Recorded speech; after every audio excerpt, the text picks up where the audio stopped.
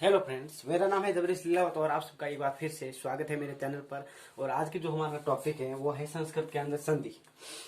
ठीक है, संस्कृत के अंदर हम पढ़ेंगे संधि। देखिए, कक्षा 8वीं 9वीं और 10वीं इन तीनों क्लास के लिए बहुत ही इंपॉर्टेंट का टॉपिक है, ये है संधि। संधि के अंदर देखिए क्या होता है आपके कि 8वीं के अंदर तो आपके 2 या 3 नंबर का पूछा जाता है। ठीक है, और 9वीं के अंदर भी यही 2 या 3 नंबर का पूछा जाता है। और 10th के अंदर आपके 3 नंबर का क्वेश्चन आता है, जिसके अंदर आता है कि संधि विच्छेद करो, या तो संधि विच्छेद का आता है। ठीक है, और कक्षा 9th के अंदर भी संधि विच्छेद और किसी एक संधि की परिभाषा आती है। और इसके अंदर आपके संधि की परिभाषा देते हुए किन्हीं 2 संधियों का वर्णन कीजिए, या एक का वर्णन कीजिए, या एक भागों का वर्णन कीजिए, या कितने भाग होते हैं इसके बारे में इतना आता है। अगर आप कक्षा 8वीं 9वीं और 10वीं तीनों क्लास के स्टूडेंट हैं तो हमारे चैनल को सब्सक्राइब करके बेल आइकन को प्रेस कर लीजिएगा और वीडियो को लाइक भी कर दीजिएगा। चलिए दोस्तों, आज का जो टॉपिक है संधि वो स्टार्ट करते हैं। संधि देखिए, संस्कृत के अंदर सबसे पहले संधि जो है वो एक तो सम धातु और धा उपसर्ग से बनती है संधि। ठीक है, सम एक धातु है और सॉरी धा एक धातु है। ये धा तो हमारी एक धातु है और ये जो सम है ये उपसर्ग है। ठीक है, सम क्या है? उपसर्ग है। सम तो हमारा है उपसर्ग और धा है वो है धातु। तो देखिए, परिभाषा हमारी सिंपल सी होती है कि 2 वर्णों के मेल को संधि कहते हैं। 2 वर्णों के मेल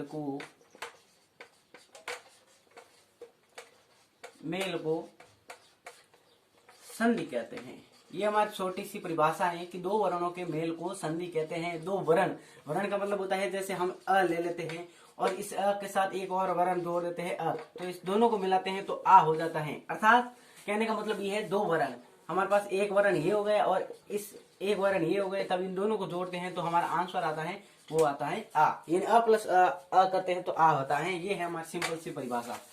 अब देखिए, परिभाषा तो हमारे पास ये है। अब देखिए, संस्कृत के अंदर संधि 3 प्रकार की होती है। पहली होती है वो होती है सवर संधि, दूसरी आपकी होती है वो होती है व्यंजन संधि, और तीसरी जो हमारी होती है वो होती है आपके विसर्ग संधि। विसर्ग संधि। अब देखिए, इस स्वर संधि को कहते हैं संस्कृत के अंदर अच संधि। ठीक है, इसको कहते हैं आपके हलत या हल संधि, और इस विसर्ग को विसर्ग ही कहते हैं संस्कृत के अंदर। अब देखिए, हमारा जो पहला है वो है अच स्वर संधि। ठीक है, पूरा का पूरा एक बार साफ कर देते हैं।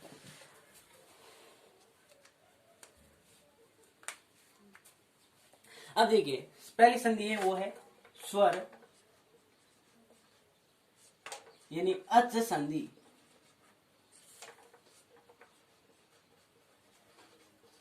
अब इसकी परिभाषा होती है वो होती है कि 2 स्वरों के मेल को 2 स्वरों के मेल को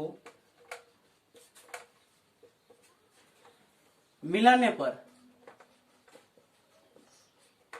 पर जो संधान यानी परिवर्तन होता है, संधान यानी परिवर्तन होता है, उसे हम अच स्वर संधि कहते हैं। यह हमारी छोटी सी सिंपल परिभाषा है कि 2 स्वर के मेल को हम संधि कहते हैं, स्वर संधि कहते हैं। यह हम इस तरह से परिभाषा दे सकते हैं, 2 स्वरों के मेल को संधि कहते हैं। यह हमारी छोटी सी परिभाषा है। अब देखिए, 2 स्वर लेने हैं, जैसे एक तो अ हो गया और इस अ के साथ कोई दूसरा स्वर जोड़ देते हैं जैसे अ, तो दोनों को जोड़ते हैं तो आपके हो जाता है आ। क्या हो जाता है? आ। तो ये हमारा एक तो स्वर ये हो गया और एक स्वर ये हो गया, इन दोनों को जोड़ते हैं तो हमारा आ होता है। अब देखिए, स्वर संधि के अंदर आपको एक तो आ, ई, बड़ी ई, ऊ और बड़ा ऊ, इन सभी से मिलके ये संधि होती है। अभी देखिए हम विस्तार से पढ़ेंगे। सबसे पहले देखिए ये जो पहली संधि है, इस स्वर संधि के जो भेद होते हैं वो 7 भेद होते हैं। स्वर संधि के भी भाग होते हैं, 7 होते हैं। अब देखिए एक सूत्र हम ले लेते हैं। पहले हमारी जो संधि होती है वो होती है यण संधि, ठीक है। दूसरी होती है अयादि संधि,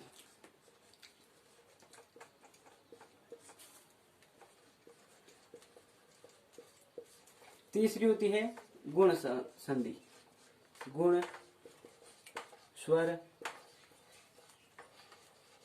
संधि।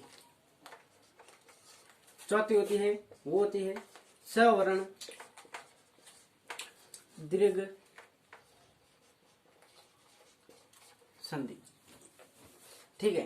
पांचवी होती है वो होती है आपके सव पूर्व रूप या पर रूप, क्या पर रूप संधि, पर रूप